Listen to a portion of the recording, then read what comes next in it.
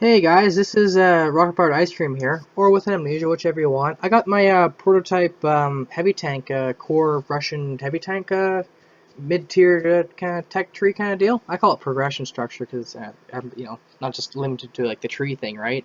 So, was it this is like a recommendation kind of video with for ground war tanks, and also just like an exercise of thought with my tank game I'm working on. So, and also this is relevant to the World of Tanks. So they fit on a game balance all the time, right? There's that somewhat recent KV85 they put in there at tier 6 because the KV1S, the Franken KV1S wasn't balanced. It was overpowered. So right to the video here, guys. I'll tell you like an abbreviated history first off of why these tanks are like this, because basically this is the line of or the group of tanks rather that started off as the KV1 to the IS2. But they're really influential tanks that had a lot of either their design had a lot of influence on future tanks that had a lot of influence themselves, or they were mass produced, or any combination of those things, right? So the KV1 was basically like before Operation Redbeard happened. It was heavy tank, right? It had T-34. The fighting happened. The Germans invaded. Right? They had impenetrable armor. Then later on, the armor stopped working because the guns the Germans fielded were better. So they realized, okay, T-34 is mobile. This thing isn't. Has the same gun at this time. Didn't have the 85 that you guys are used to. World of Tanks. And so, what's the point of having this tank? It's not. It's more expensive. We would just rather produce T-34s. That's what the command was saying, right? And so then they wanted to put the KV1, the protection of a KV1 with the mobility of a T-34, and it didn't. It was kind of a paradox. Kind of didn't really work out. It was basically what happened was like a bigger T-34 that was more expensive again with the same gun. So they're okay. Stalin at this time was like, okay, this is stupid. Let's cancel this whole thing. People are like, no. And then later on, they Tigers and Panthers appeared. Right? So okay, heavy tanks are relevant now. Okay, but we need a bigger gun. So the people behind the KV-1S were the bureau of them of designers were split in two. One team was to do an interim mid-gap, stop-gap tank that was like an upgunned KV-1S. The other team, like they could pick, they picked which side they wanted to be on. They weren't forced, but one side was to be design the future heavy tank for Russia, right? Okay. So what happened next was they started designing the, I guess collectively, the new turret, the or one side, whatever. There's a new the new heavy tank for Russia's turret was ready, like relatively speaking, like the first versions of it, right? So okay, we've got a bigger turret with 3-man turret.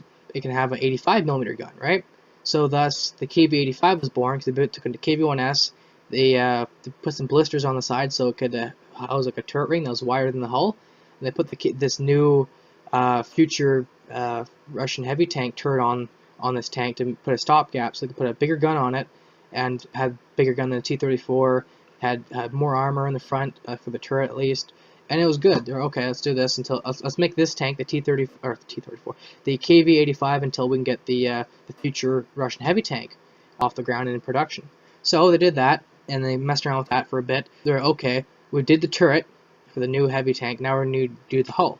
So they're looking around. I guess they got inspired. They saw the KV-13, which is basically like it was like the KV-1S, kind of same style of thought. Where some engineers wanted to make or designers that combine the roles of KV-1 and T-34, not roles, but to replace them, a successor tank. You didn't need to make two tanks to make one tank. It was called they wanted it to be the KV-13. But the KV-13 had a 2-man turret and some other flaws, and it didn't. People are, okay, we'll just stick to the KV-1 and T-34. That's what happened. So, but then these people tasked making the future heavy tank of Russia saw this KV-13 front hull, which is basically like a hexagon, but only 3 sides. It's basically like, see my mouse here, if you can see on the video, it was like this. It was like a half of a hexagon in the front. The idea with that was it had protection from the front from all sides, from 50mm anti-tank guns the Germans had, but they took that design for the front and they increased the armor of it. They put it on a KV-1S, or just around the parameters of a KV-1S, winded it a bit so they could put the turret on there without making the little blisters on the side. And they sloped the back foot like a T-34, like what's instead of having like a flat back like a KV-1 or a KV-1S, it had like an angle. And then thus the IS hull was born, and they just put their run-of-the-mill turret on there, but they improved it a bit. Like their newer turret that's on the KV-85, they improved it a little bit. You know, it's a bit different. You can notice.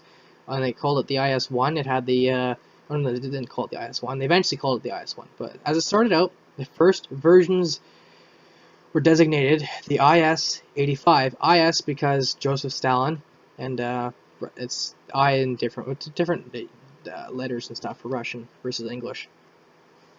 Kremlin font, but up there. But yeah, the defense minister K something V something, who the KV-1 was named after, fell out of favor, and then so the IS was used. Joseph Stalin, you know, is named that. So that's so I read that somewhere. So I'm not 100% sure on that, but I think it's what the case was. So that's okay. We got this new Russian future heavy tank, the IS-85. Don't need to make these guys anymore. We're gonna make these guys with better protection, good mobility, yada yada yada. Had the big turret, and then the T-34 85 rolled around, and there's needed for a bigger gun, etc. Needed to make this gun bigger, and then eventually, while this is being messed around with, they designated this the IS-1, and later the prototype, the upgrade prototype of these guys, the production, whatever, blah blah blah blah blah blah blah. This got designated to that. Yeah, so that's how the IS-1 came about. It's basically an IS-85 that got redesignated. So historically speaking, the IS-1 had the 85mm gun, and then they had some testing done. They put a 100mm gun on there and a 122mm gun on there. 100mm had better ammo, a little bit better handling, better penetration, but this guy had better HE rounds. He had comparable, a little bit worse, but adequate for the role, tank killing ability. So they picked this gun. Had two-part ammunition, so it had less ammunition, it reloaded slower, but they picked it because you weren't just fighting tanks all the time, I guess, right? Or whatever reason, they picked this gun, the 122, and they put it on the IS-1, which they redesignated the IS-2 later on when they started producing it. They took an IS-1 and put a bigger gun on it, and then stopped making IS-1s, and they make IS-2s, which are basically just IS-1s with a bigger gun. And also, why I split these tanks up really quick, and so I wanted to just call them IS tank. Well, the IS-1 had the 85mm gun, and it tested out with the 100mm gun and the 122. So I split them up because originally it just didn't have the 122. That was a prototype. It was like IS-122 or IS-222. I'm not 100% sure. Anyway, yeah, 122. That's the one. Anyway, guys, back on topic here. So IS-2 is made. It's basically IS-1 with a bigger gun on it, the big gun, a 1. And IS-2 had some extra modifications and stuff. Like it had, the front of the hull got just, it wasn't like a, it got like simplified kind of, right? It got like extra slope on it. It was kind of turned into cast, I think, later on, and it just had like a different front end than the IS-1, so it kind of branched off, and also yeah, so. And then these tanks, the KV-100 and the KV-122, were modernized versions of the KV-85, because these tanks were produced, right? And there's like some thinking, okay, why don't we just modernize them, right? Because they're still good tanks. We'll try out a 100mm gun, which is this one. Had really good handling, good penetration, had a loading assist. It was good. Then they tried out the IS-2 gun on the KV-85, and thus it's practically the same turret, right? Like an earlier version of its same turret, and that's how that was born. So why these are like this in the tech trees, because KV-1 is fine at tier 5, 85mm gun, probably unhistorical. I'm not quite sure, but some debate on that. It's fine. I'm not quite sure. I'm not quite sure on the history of the 85 on the KV-1. It could be historical, could not. I gotta research it more, but it's fine as it is at tier 5. The KV-1S is fine at tier 5. It's basically like a big medium tank with not the greatest armor, but it works from time to time, and it has a big derp gun with like low gun depression, and it's good mobility, so it's good. What's this tank, KV-100? This is basically a KV-85 that has a 100mm gun. The two guns that were tested, the 100mm and the 122mm. And I basically put the KV-85 and with its its normal turret, not the big giant expanded one, right? Well, wait a second. No, never mind. No, I was thinking of the KV-1S. I put the KB85 together with its 100mm gun. I didn't want the 122mm gun on there because it just makes a tank really powerful. You gotta make it like, you gotta like nerf it and stuff and make it really awkward and unwieldy to use. And it's just it should really just be like the KB 85 you have in World of Tanks. It really should be like a tier 6.5 tank, which in my books is a premium tank. Thus, it's a premium tank in this tech tree.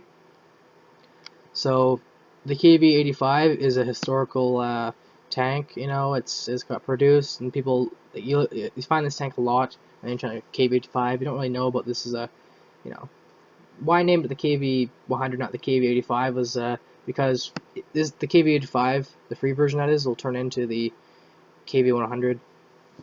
So, and I also made this a premium tank, and this thing a premium tank, the first IS kind of production tanks, because they didn't have the 122mm gun. And this tech tree here, what I have planned is not to have the 122mm gun at tier 6. It's basically going to have the 100mm gun and the 85mm gun, and maybe some guns in between that, you know, but it won't have a 122mm anti-tank gun. So this is kind of, it's a long gun, decent penetration, lots of alpha damage, and it's just unwieldy. That's the only thing to hold it back. But you can pop around a corner, as decent. These tanks have decent mobility, such I think it's, and decent armor, good hit points. I don't think it's power. I don't think it's no. I wouldn't put it at tier 6. Too powerful in my books anyway. It's just not fair. Oh, is it yeah. Well, is it also, so tier 7? Here's that the tier 6.5 tank, which is a premium tank. You know, which it's not as good as the IS2, but you know, if it's relatively speaking, you know, these they're comparable, but this one's a little bit worse. IS2, it has the starts off with the crappy IS, not crappy, but the early IS1 hull, and it basically gets its new angled hull, and I think it turns into cast. I'm not sure, but it gets that new design, and it also gets some older features like the ISM and stuff like that. It gets more better features than the IS1, right? This is the early, and this is the later one. And why I put this at tier 7 was like with the you know, the Panzer IV Schmaltern, right? That tank wasn't overpowered, but they turned it into a premium tank anyway. I didn't like it. That was, you know, it was like kind of like the a sniper tank, and it wasn't overpowered. You could take it out. Didn't have, it had better like, you know, good turret armor, crappier hull armor, more mobile than the KV1. Had a higher penetration, lower damage. It was good. It was good at tier 5.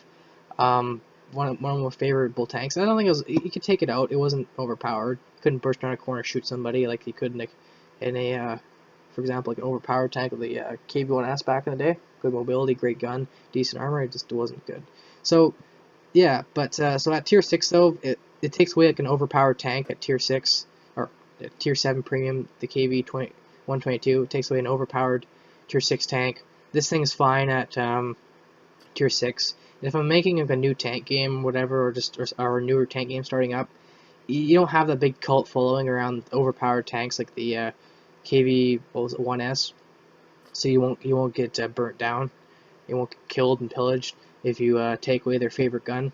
So you know, that's my train of thought anyway. And also it's a premium tank, so you know, I think this is what should have happened, not with the Schmelterm, but on the Panzer IV, but just yeah. I think Wargaming might have been thinking this too, but they just got, oh, we got people with a popular tank, and they kind of just Russian server, one of the most popular tanks in the game, like second or third most popular tank in the game, and so they couldn't do that, so they just really nerfed the crap out of it, and not crap, but they made it like just unwieldy and less mobile, and you know, so they made it. They basically took a tier 6.5 tank and nerfed it into a tier 6 tank.